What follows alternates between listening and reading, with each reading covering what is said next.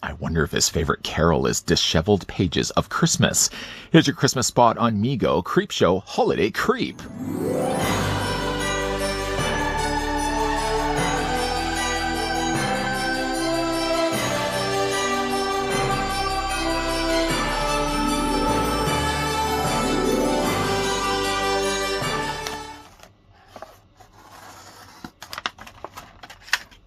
Creepshow's Christmas Creep joins the MEGO lineup. This official edition 8-inch tall action figure features 26 points of articulation and a real cloth outfit. Hey, don't look at me. You said you like to read stories for the holidays. You didn't say what kind of stories. Before, of course, we get a closer look at the MEGO Creepshow Holiday Creep, let's take the tape measure and see how tall the figure stands. In a moment as well, I'll bring in some other figures that we've gotten up the creep, not necessarily made by MEGO. If I include, though, the Santa hat that's on the top of his head, you're looking at the Holiday Creep being 8 inches in height. Yeah, you can see it for yourself. That translates, though, to a figure that's 20 centimeters tall. Stuffed in your stocking. Here's a few other creeps, but the ones that I'm bringing in right now were made by NECA, not MEGO. First, here's what the figure looks like with the Ultimate Creepshow Creep, and here's also what it looks like with the TV Creepshow Creep. In both the cases, NECA were using a very similar style of body that just ends up, unfortunately, making them a little bit shorter than the one we get from MEGO.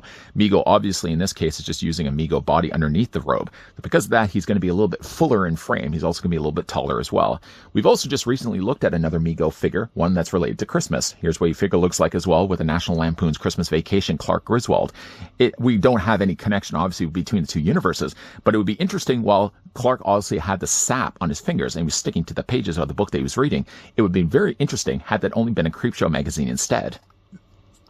Speaking of magazines, sadly, though, the Creep doesn't come included with one. I think that would have been a nice little added touch. It doesn't seem really that when we've looked at these MEGO figures, they come with really much of anything when it comes to accessories.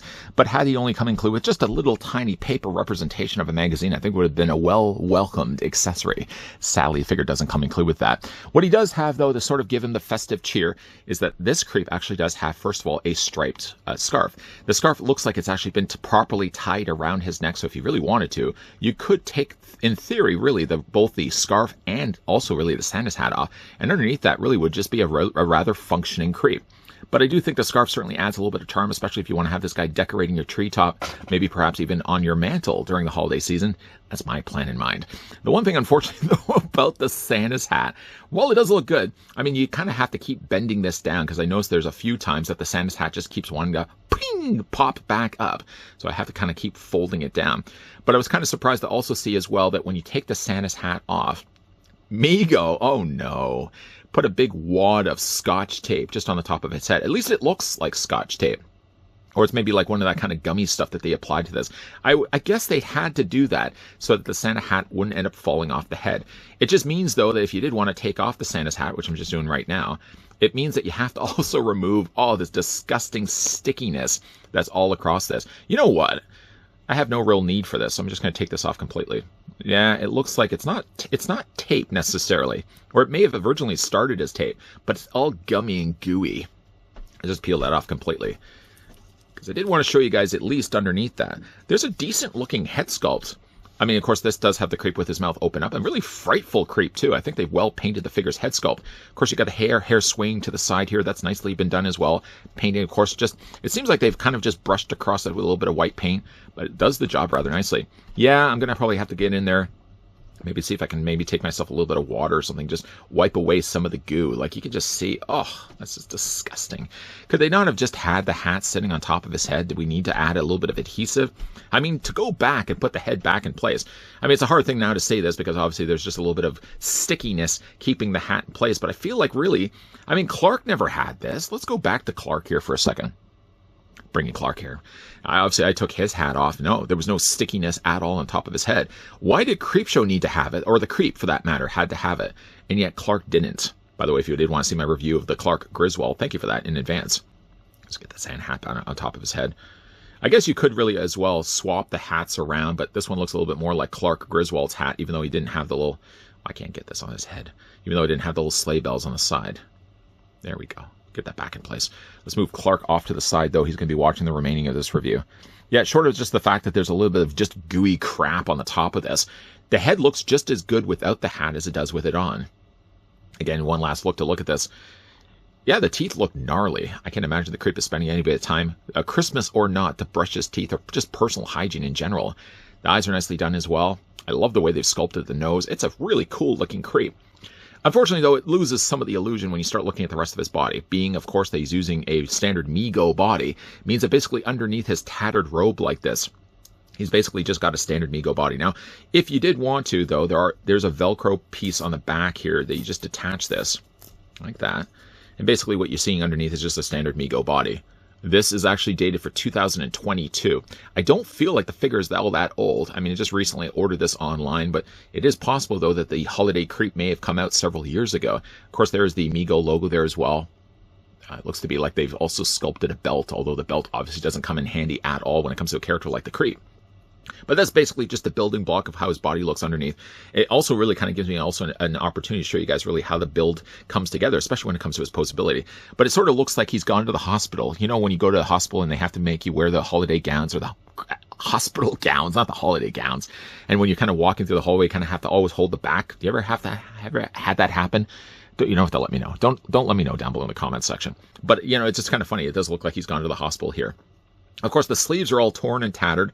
I would imagine probably just has somebody just paid a worker at MEGO just to take a pair of scissors and go snip, snip, snip, snip, snip. Oh, here's the next one. Snip, snip, snip, snip. Whew. It's been a long day. I'm going to have to go and take a break for lunch. But it looks like someone's literally just done that. I guess it gets the job done, but it does sort of look like somebody just literally take a pair of tweezers or a pair of snips and just sort of start slicing some of the strands here. He's also got down below here as well. Now, the creep doesn't have any feet or any shoes on his feet whatsoever. So it kind of also gives you a chance as well to see what a standard MEGO foot would look like underneath. From the front, it looks like a little bit more finished. I mean, obviously, he's going to get a bit of a draft, especially if he's standing outside some kid's window.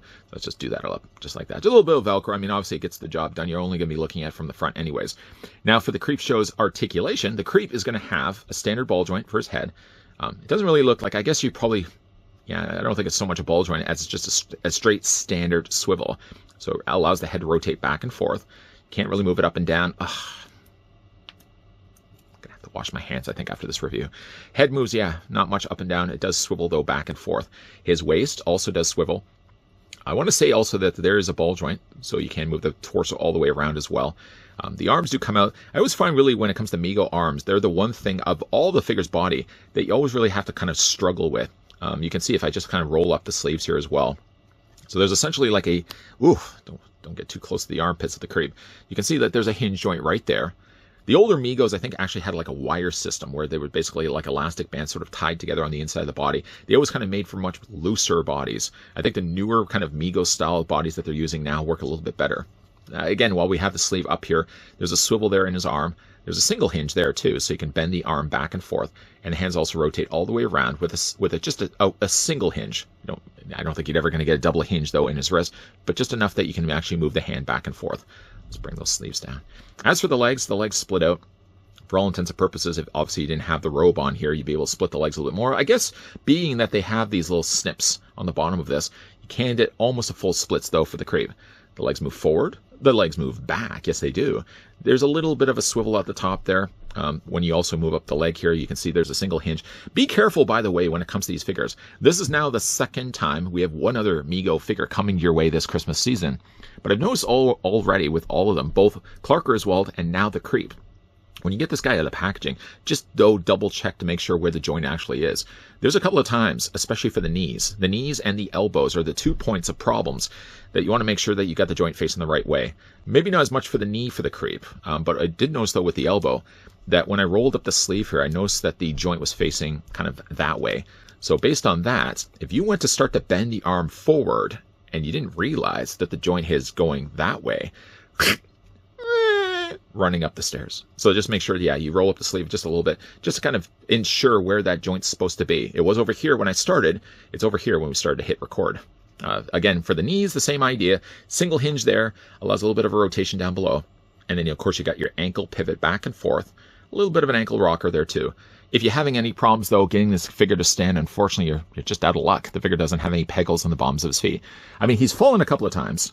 Luckily, knock on wood, he hasn't fallen at all in this review. Now that I've said that, he's going to take a tumble. Oh, boy. But the creep looks good. I'm not probably going to be putting him out on display with the other two creeps that we've gotten from NECA. This guy probably is going to be front and center when it comes to only just the Christmas season. Again, if you don't really like the way he looks for the Christmas time, obviously you can easily just take off his scarf. You can so easily take off the Santa's hat and just have this guy displayed on the shelf with the regular creeps.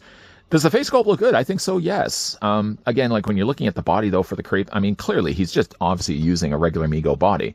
So he's going to look a little out of place with, say, like a NECA figure. I guess maybe what you could always really do is if you happen to pick yourself up another creep from NECA, I wonder, you probably may be able to take off the head completely. You may have to kind of tool around, maybe change a little bit of the ball socket underneath the head, but you might even be able to use the head with maybe one of these bodies. I'm not going to try that because I don't want to break. I only have one of these guys, so I certainly don't want to break him. And again, here's what he also looks like with Clark Griswold. MEGO, again, you either like them or you dislike them. I mean, I generally like them for the charm and like kind of the vintage look that MEGO would have had. Like some of the stuff that I would have collected back in the day. I had a MEGO Superman for like so long. It ended up breaking. My parents ended up realizing, oh boy, our son's broke. I think it was the elbow that actually broke on my Superman. And sure enough, nice enough parents, they went out and bought another MEGO Superman for me. So I grew up loving MEGO, at least MEGO Superman. Now, as an adult, obviously more into the realm of horror. I mean, getting a Christmas creep, whether you want to have them displayed with the other NECA figures or not, is a nice welcomed addition to the current Christmas collection I have right now. So while it is a bit sad that the creep's tree is going to be a bit bare this year for accessories, he still turned out to be a nice looking figure. I feel, though, while not maybe including plastic accessories, from a budget standpoint, I don't think MEGO would have spent much at all just to include little folded up pieces of cardboard to look like Creepshow magazines. I'm sure it's probably something I could probably do myself. Now that I think about it. Did NECAs include perhaps magazines I could pillage for at least the holiday season? Have them maybe displayed with this guy? I mean, come on, though. MEGO. I know when we looked at the Clark Griswold, for example, you never include those little moose mugs, but I mean, those would have been plastic. Cardboard. I mean, how much would it have taken to include cardboard accessories? Either way, though, if, again, you don't like the look of Creepshow Creep here displayed as a holiday fix, you can certainly as well display this guy, obviously, without the hat.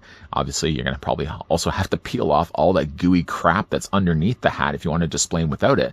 But you can also as well take off the scarf. Two things that only are the things that represent this guy for the holiday season. Without that, though, he's just a good stand-in creep.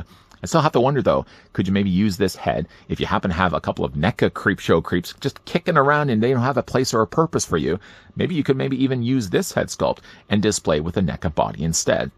For top to bottom, again, like, if you know what you're getting into when it comes to MEGO, I feel like you won't be disappointed picking up this figure.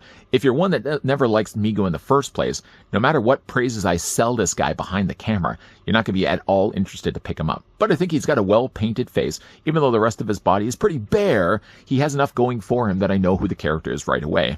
What do you guys think of the holiday creep? Let me know down below in the comments section. A figure you could see yourselves picking up, or a figure you're going to pass on completely? If you guys, though, did enjoy this video, do it a solid, throw it a like. You guys want to stick around for more so? I hope so. Hit that subscribe, turn on that bell, and come back. As always, thanks for watching. See you guys next time.